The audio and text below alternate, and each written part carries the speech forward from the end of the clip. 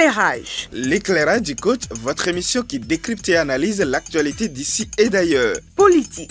Diplomatie. Leadership. Stratégie avec un regard avisé. L'éclairage du coach, c'est avec le stratège par excellence, Coach Patrick Amand-Pouyon. Merveilleuse créature de Dieu, bonjour et merci d'avoir eu l'intelligence de vous connecter à la bonne source. Selon Sun Tzu, le bon général n'est pas celui qui massacre des peuples pour avoir des victoires. Le bon général est celui qui gagne chaque victoire sans tirer un seul coup de feu. Cela paraît difficile à imaginer, mais oui, selon Coach Pouyon, gagner sans combattre est plus intelligent, plus efficace et plus sécurisant.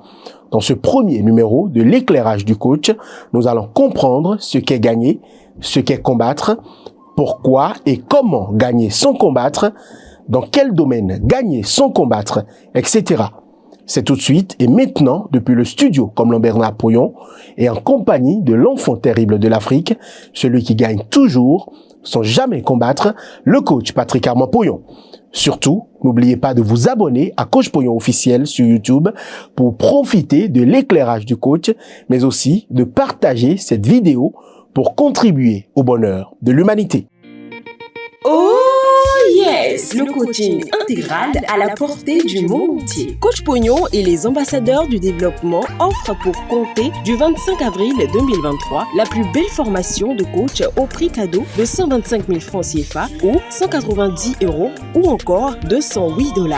Devenez coach en 27 chapitres avec une licence depuis votre salon grâce aux innovations technologiques. Pour comprendre le pourquoi avoir le programme et la méthodologie de formation, consultez les sites www.ordredecoach.com ou écrivez à l'un des contacts qui s'affichent. Avec Coach Pouyon, c'est du lourd, c'est du costaud. Coach Patrick Amand-Pouyon, bonjour. Bonjour. Pourquoi l'éclairage du coach? À l'éclairage du coach pour permettre à ceux qui ont l'habitude de suivre Coach Pouyon de comprendre la politique, de comprendre les entreprises, de comprendre la stratégie. Mais au-delà de ceux qui ont l'habitude de me suivre, permettre à la classe politique de l'Afrique comme du monde de commencer par apprendre la stratégie de gagner sans combattre. Car il est important que nous puissions comprendre que la stratégie qui consiste à faire du mal pour gagner a des revers. Et c'est ce que nous vivons au quotidien. Il faut changer ça. Pour changer, il faut éduquer. Donc bref, nous permettrons à travers l'éclairage du coach à ceux qui ne connaissent rien de la politique, de comprendre la politique, de comprendre la vie des entreprises, de comprendre la stratégie, mais à ceux qui font déjà de la politique, de redresser un certain nombre d'erreurs et de travers. Patrick Amand-Pouyon, quand peut-on dire que quelqu'un est stratège politique? On dira que quelqu'un est stratège politique lorsqu'il a appris et est capable d'aider quelqu'un à prendre de bonnes décisions qui n'ont pas de conséquences négatives par la suite. Autrement dit, lorsque vous accompagnez quelqu'un et que vous lui permettez de prendre la décision qu'il faut de manière à ce que demain soit mieux pour lui, vous êtes un stratège politique. On dit politique parce que les stratégies dans ce domaine sont appliquées sur le plan politique ou parfois sur le plan des entreprises. Parce que même au niveau des entreprises, ce sont des décisions qu'on prend dans le but de gagner et de réussir, et on peut ranger tout ça dans le cadre des stratégies politiques ou d'entreprise. Mais un stratège politique est quelqu'un qui a appris le job et qui peut éclairer l'autre de manière à ce qu'il prenne de bonnes décisions. Avons-nous besoin d'être coach avant d'être stratège politique? En fait, c'est le positionnement du coach qui favorise la stratégie politique dans le sens de gagner sans combattre. Parce que si vous n'êtes pas coach, vous allez aborder la stratégie politique en ignorant le développement personnel, en ignorant les questions de leadership, en ignorant les questions de gestion des hommes et autres.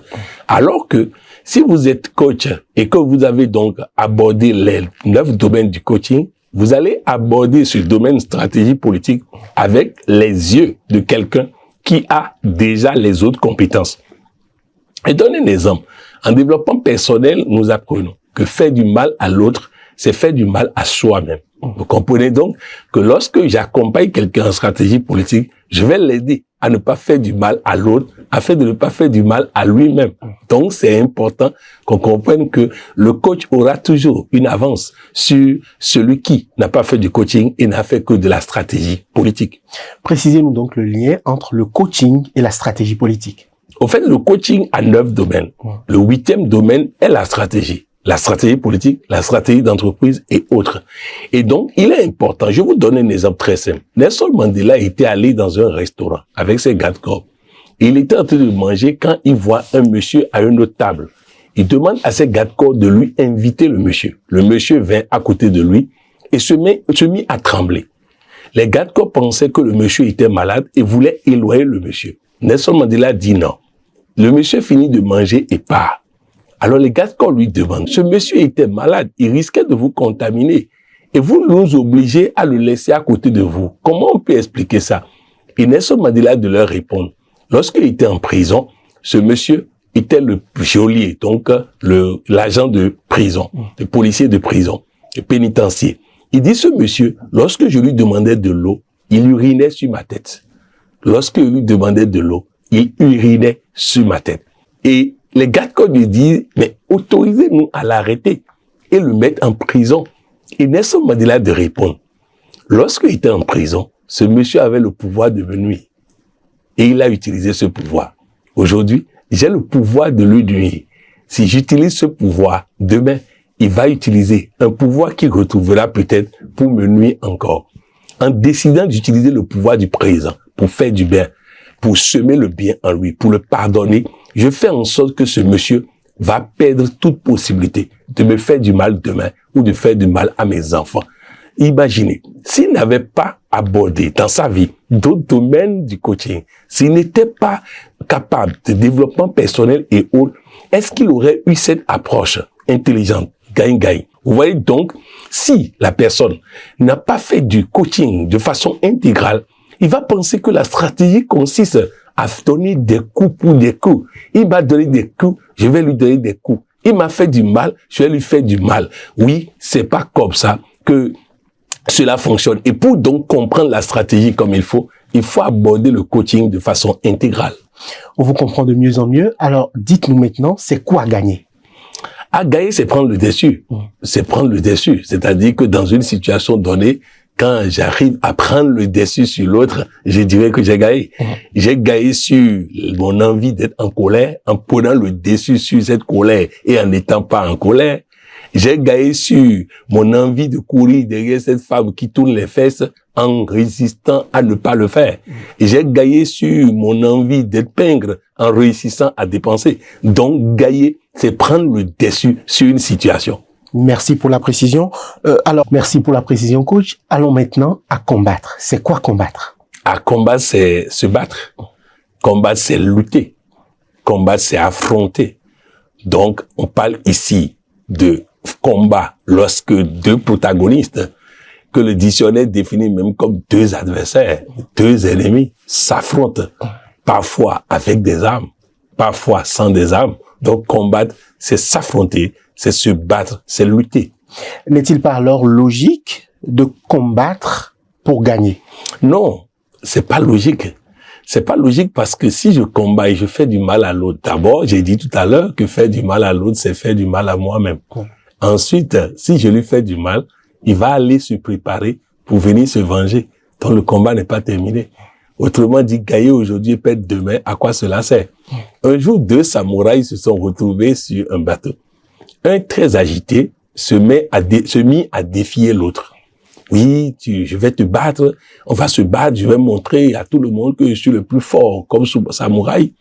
Et l'autre lui dit, bon, nous sommes sur un bateau, on va pas se battre sur un bateau, nous allons aller vers la rive et là-bas, on pourra s'affronter. Il dit d'accord.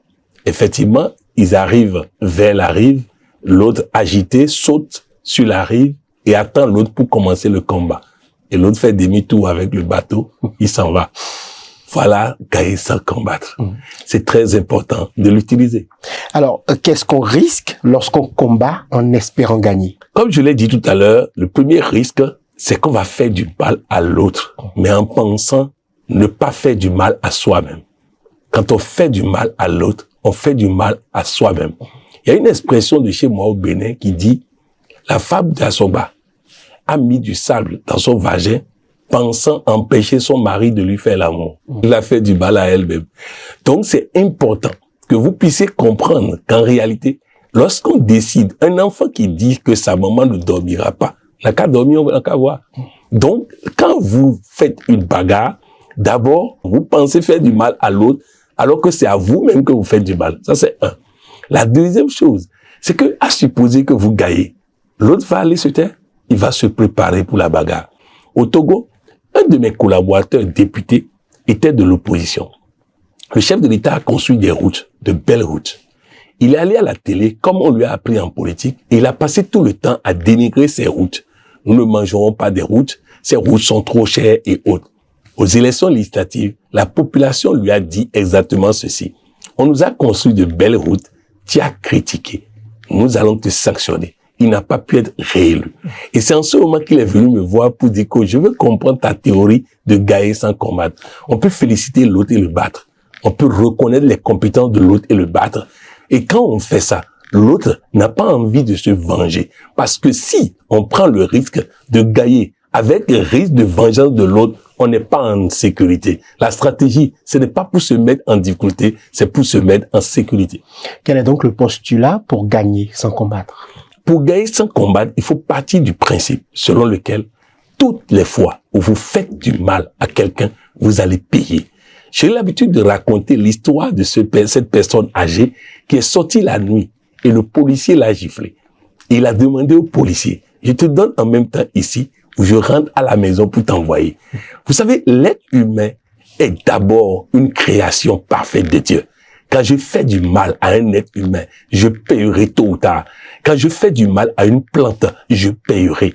Quand je fais du mal à un animal, je payerai. Alors, à quoi ça sert de gagner aujourd'hui et souffrir demain?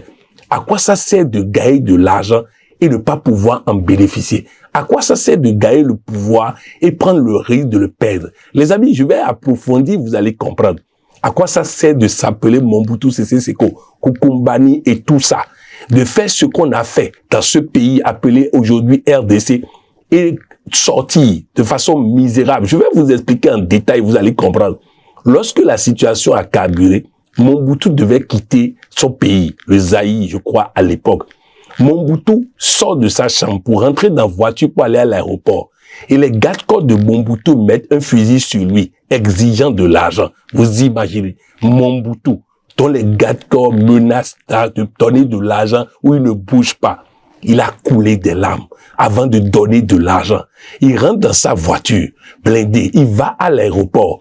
Mais à l'aéroport, des militaires de Mobutu sont rentrés dans l'avion. Résultat, Mobutu ne peut pas descendre de la voiture pour pouvoir rentrer dans l'avion. Rentrer dans l'avion, il peut pas descendre de la voiture parce que dans l'avion, il y a des personnes qui ne maîtrisent pas. Le grand Mobutu ne peut plus s'asseoir dans un fauteuil confortable. Le grand Mobutu ne peut plus se coucher dans son avion. Il est obligé de rester dans la voiture, dans l'avion, jusqu'à l'avion arrive à Lomé.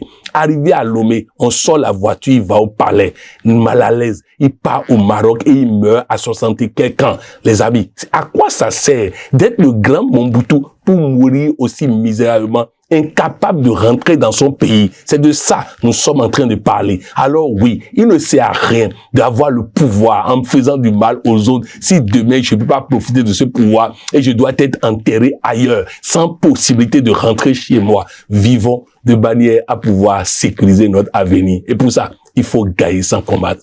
On comprend donc de mieux en mieux pourquoi gagner sans combattre. Mais coach Poyon, dites-nous dans quel domaine nous devons gagner sans combattre? Dans tous les domaines. Chaque fois que je veux faire du mal pour gagner, la question est, est-ce que ça vaut la peine? Est-ce que ça vaut la peine? Écoutez-moi bien. Un monsieur a volé de l'argent. Il a volé ne serait-ce que 1 million. Quelqu'un est au courant. La personne menace de le dénoncer. Pour se protéger, il le tue. Autrement dit, il a aggravé sa situation. Au lieu d'être condamné à 2 mois de prison pour avoir volé 1 million de francs, il est condamné maintenant à 20 ans de prison pour avoir tué quelqu'un. Voilà quand il est important. C'est dans tous les domaines. Chaque fois que je fais du mal à qui que ce soit, je dois me demander, est-ce que ça vaut la peine? Et très souvent, ça ne vaut pas la peine.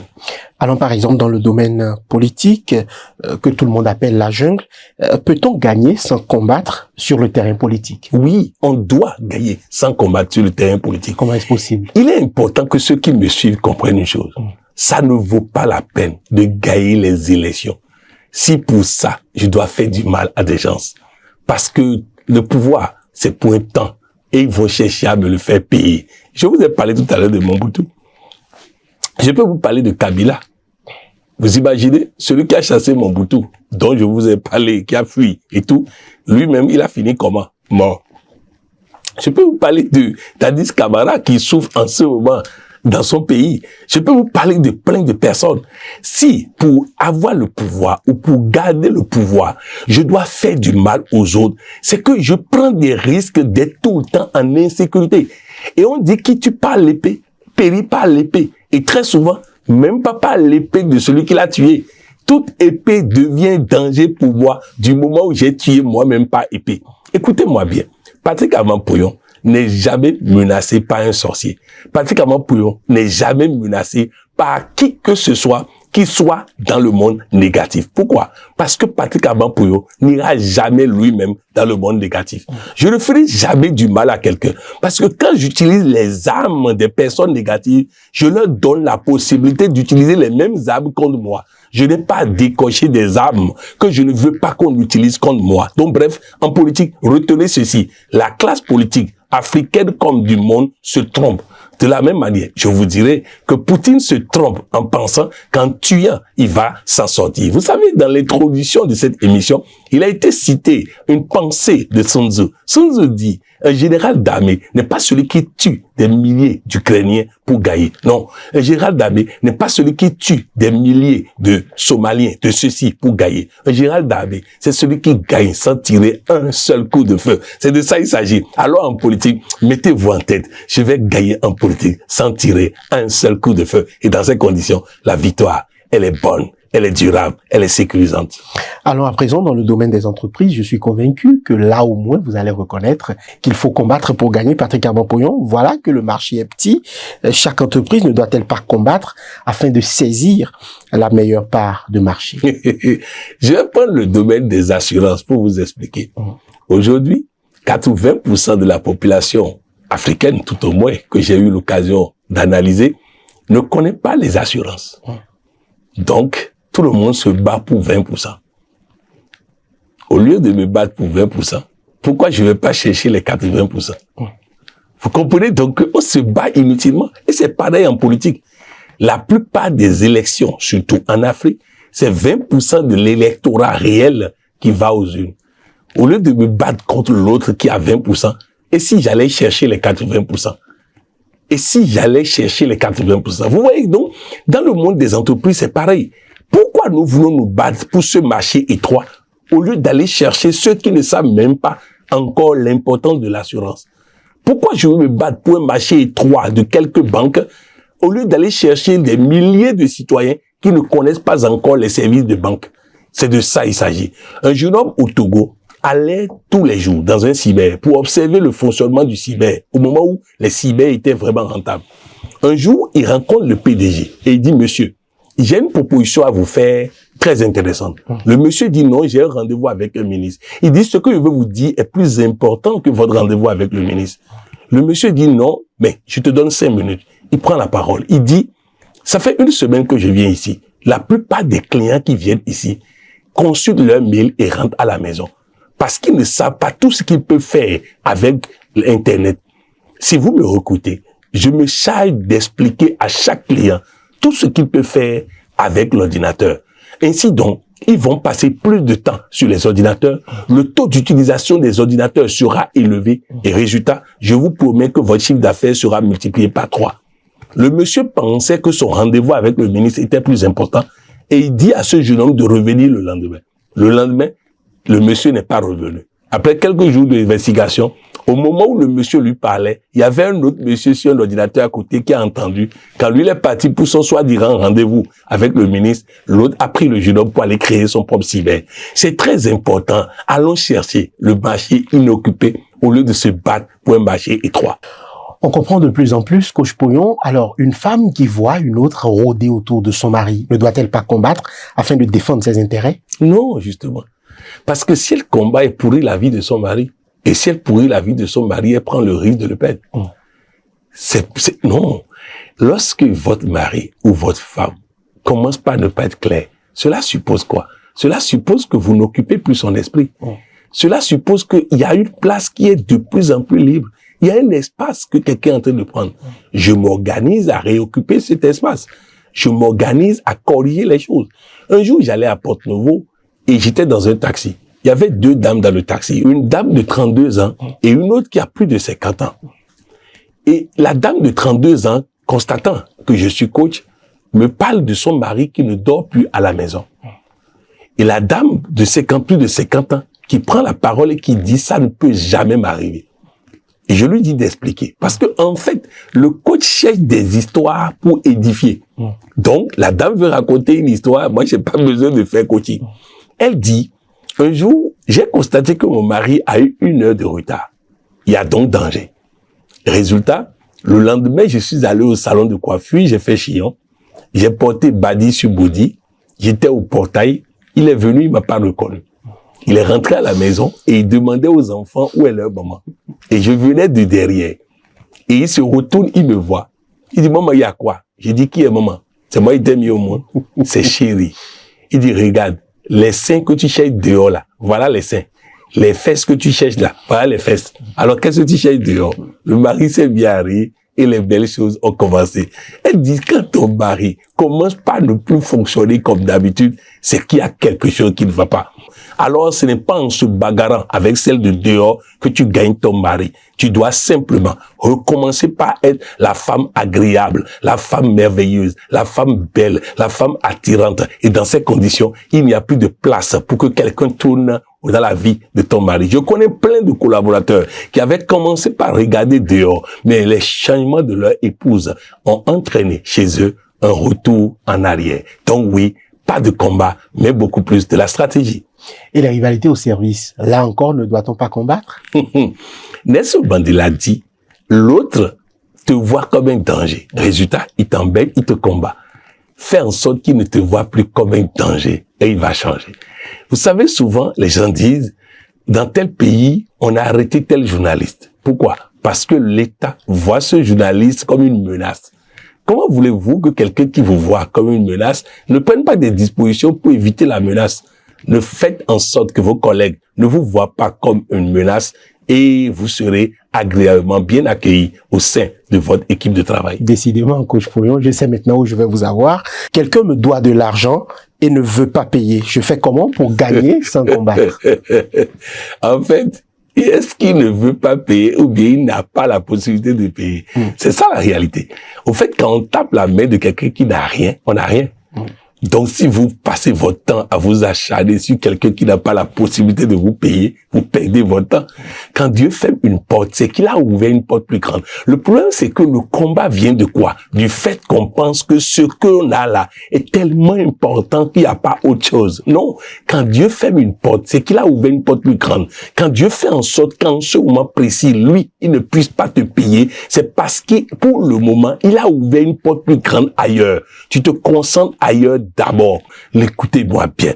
Tant que vous savez vous faire plaisir, tant que vous savez être généreux, votre argent ne peut pas, je dis bien, ne peut pas se perdre. Autant convenu par Dieu, cet argent reviendra avec des intérêts. Dites-moi, coach Pouillon, d'où vous vient autant de sagesse? Du coaching. Tout ça me vient du coaching. Le coaching, c'est une école, la meilleure école de la vie. Je dirais la meilleure université de la vie. Parce que dans le coaching, on écoute des histoires. On est édifié par des histoires. Et moi, j'adore écouter ceux qui ont des histoires à raconter, car cela m'enseigne. Je veux alors être coach. Je peux être coach. Est-ce possible, coach Pouillon, comme vous? Oui. On peut être coach. Et je crois qu'une opportunité formidable existe à partir du 25 prochain pour permettre à tous ceux qui m'écoutent de pouvoir gagner sans combattre. Vous savez, j'ai eu l'occasion d'écouter une grande sœur avec qui j'ai grandi dans le même quartier et tout. Cette grande sœur m'écrit pour dire, je descends du boulot tous les jours à 20h, mais je veux être coach. Est-ce que j'aurai le temps? Et je lui réponds, mais tu n'as pas besoin de descendre du bureau avant de suivre les cours. Tu les suis au bureau. Tu es plus concentré là-bas. Et si tu es occupé de manière à ce que tu n'as pas de temps au bureau, demande la permission d'aller au WC, à la toilette. Assois-toi à la toilette et suis ton cours correctement. Et après, tu ressors, tu repars au bureau. Donc, tous les jours, elle dit, mais ça devient facile. Et je dis, ce n'est pas tout. Avec cette formation, tu vas apprendre à gérer ton temps afin que, en rentrant à la maison le soir, tu ne sois jamais fatigué. Parce que tu vas apprendre à gérer la journée de manière à ce que le soir, tu sois serein, calme et détendu. Donc, écoutez-moi bien. Le coaching, c'est formidable. C'est Dieu qui l'a créé. C'est pas Patrick Avampouillon. C'est Dieu qui l'a créé. Parce qu'il sait que sans ça, nous ne pourrons ni être en relation avec lui, ni être heureux, ni être comblés. Certains vont se dire, est-ce que le bonheur est possible? Écoutez bien, il y a un monsieur qui s'appelle Cecil Rhodes. Ce monsieur était propriétaire à lui tout seul de la Rhodésie, qui regroupait Zimbabwe, Zambie, ainsi de suite. Tous ces pays réunis faisaient sa propriété privée, et donc on appelait ça Rhodésie à cause de lui, Cecil Rhodes. Ce monsieur, qui est autant riche, était dans un avion avec un ami, et l'ami lui demande s'il est heureux. Il dit, mais est-il possible à quelqu'un d'être heureux malgré toute cette fortune? Oh oui, les amis, il est possible d'être heureux, mais pour l'envisager et l'obtenir, il faut faire du coaching. Et c'est pourquoi je nous invite le 25 avril à faire tout pour être dans cette formation sponsorisée qui ne coûte que les frais de certification 125 000. Aimons-nous un peu. Donnons-nous un peu de temps pour nous-mêmes, pour nous former, pour nous qualifier à la vie. Oui, Dieu veut te qualifier, me qualifier pour la vie, pour le bonheur, pour la prospérité, pour la longévité, pour la santé. Alors, donnons-nous du temps pour être qualifiés. Y a-t-il d'autres détails sur cette formation qui vient, Coach Pouillon?